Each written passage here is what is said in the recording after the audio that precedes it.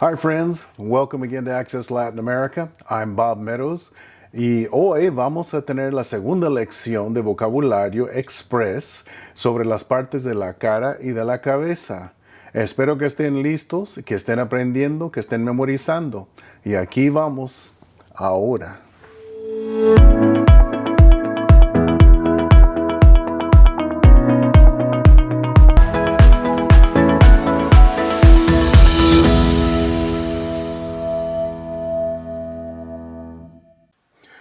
So today, with the help of another one of my beautiful nieces from Colombia, Laura Gabriela, and her husband Harold, they've given me the photograph so that we can go ahead and move forward with 8 more parts of the face or head that we're going to learn the Spanish equivalents to.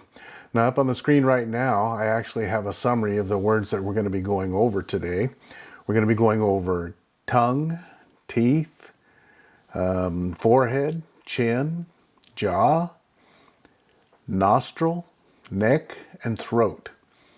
So by the end of this lesson, you should know what those words are in Spanish. And I really hope that you're taking these express vocabulary lessons and are taking a screenshot or writing down the words, practicing them. Because once we build that vocabulary, throw in some verbs, throw in some common sayings, you're going to be communicating in Spanish. Today's first word is a very important part, because without this part, we wouldn't be able to speak no matter what language you wanted to speak in. That is our tongue. So in English, the singular is tongue. The plural is tongues.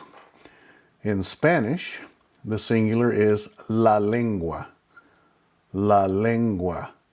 And the plural of that, of course, would be las lenguas. Las lenguas. So again, you only have one, so we're going to concentrate on the singular, la lengua.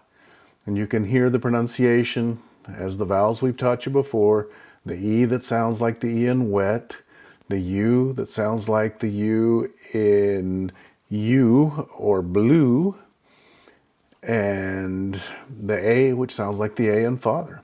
La lengua. La lengua. Tongue. La lengua.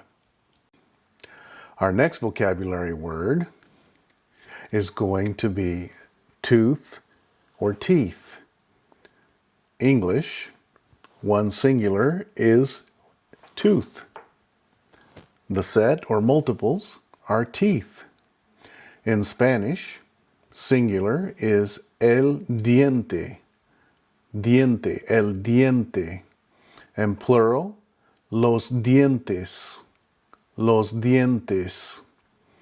Again in English, tooth, singular, teeth, plural. In Spanish, el diente, singular, los dientes, plural. Our next vocabulary word is a word that is a part of the face that I have a lot of because of my receding hairline, and that is the forehead. In English, forehead. In Spanish, la frente, which is like the front, but it means forehead, la frente. So in English, forehead. In Spanish, la frente, la frente. You can hear the F-R-E-N-T-E, frente, la frente. Our next vocabulary word is chin. And since we've got 2 people in the picture, we're going to give you the plural too, which would be chins, because there's 2 chins in the picture. So singular in English is chin, plural is chins. In Spanish, it is el mentón for singular, los mentones for plural. En esta foto tenemos 2 personas, así que tenemos 2 mentones. In this picture, we have 2 people, and because of that, we have 2 chins.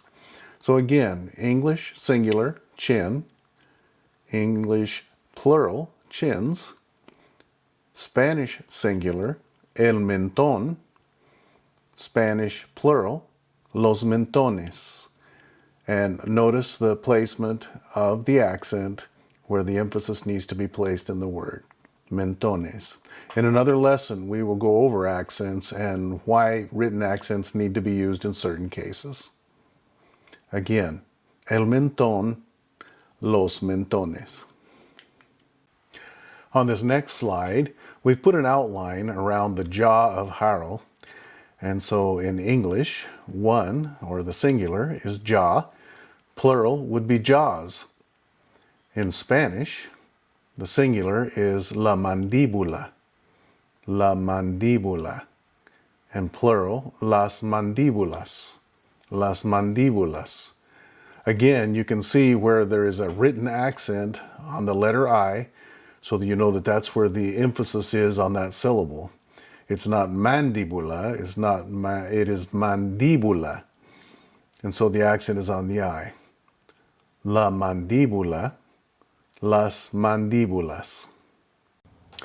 This next part, I'm not sure how much you're going to use this word, but it is a part of the face, and that's why we're going to teach it. We've already taught you that this is the nose, or la nariz, and now we're going to teach you what these are. In English, one is a nostril, plural, nostrils. In Spanish, singular, la fosa nasal, plural, las fosas nasales. La fosa nasal, las fosas nasales. I was asked the other day, why do you include the article? You don't include it on the English. Well, we don't need to know the nostril or the nostrils. But in Spanish, I want you to be able to differentiate between which words are masculine and which words are feminine without having to refer to the rules. And so that's why in teaching this vocabulary, I'm including the articles with them. So one nostril in Spanish is la fosa nasal. Plural, las fosas nasales.